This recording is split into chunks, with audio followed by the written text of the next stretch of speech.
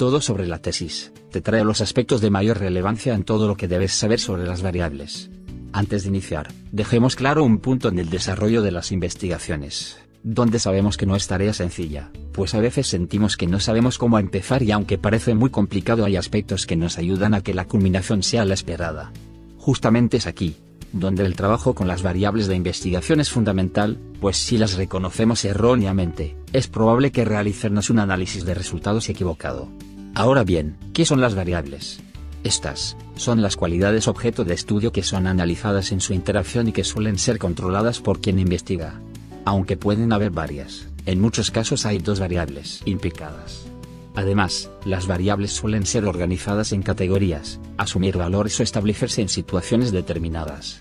Cada variable puede ser considerada como una propiedad que puede variar, a razón por la cual puede ser observada, medida y analizada. En las investigaciones pueden existir diversidad de variables. Algunas se conforman de acuerdo a la manera en que interaccionan entre sí, la naturaleza, complejidad, entre otros.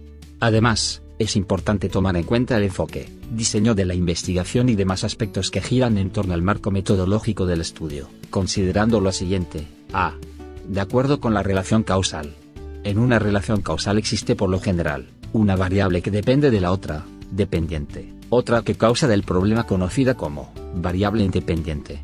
Además hay variables intervinientes que influyen en la relación que se forma entre la dependiente, consecuencia, e independiente, causa del problema. Finalmente, pueden existir variables extrañas que se escapan al control del investigador, ejerciendo una influencia en el estudio en desarrollo. Ahora bien, ¿cómo reconocemos cuál variable es la dependiente y cuál la independiente?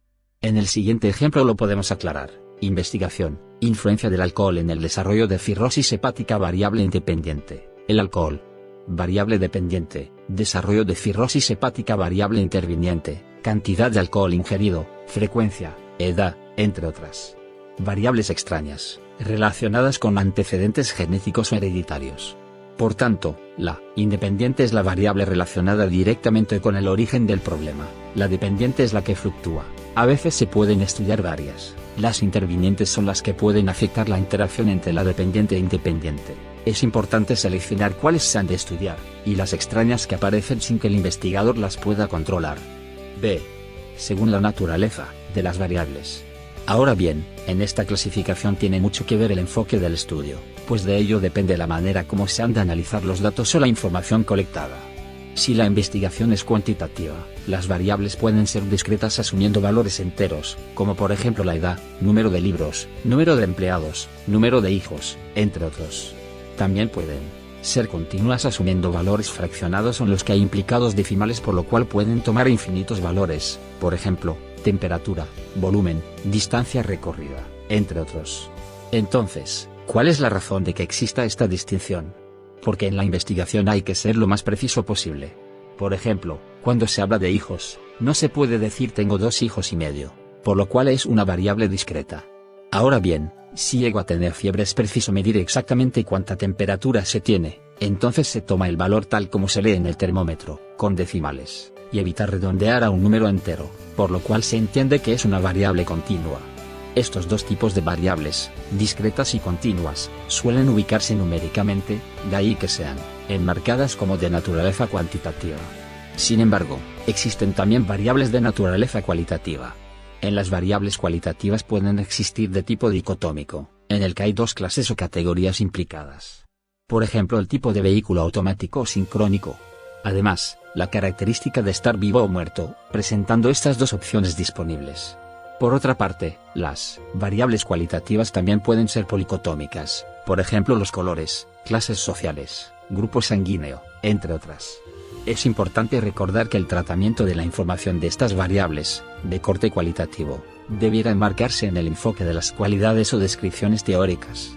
En el caso de que se categorice numéricamente, asignando un valor numérico, podrían considerarse dentro del tipo cuantitativo. Según el grado de complejidad en las investigaciones, algunas variables pueden ser reconocidas de acuerdo con el grado de complejidad presente. Si son evidenciadas a través de un indicador o unidad de medida suelen ser simples.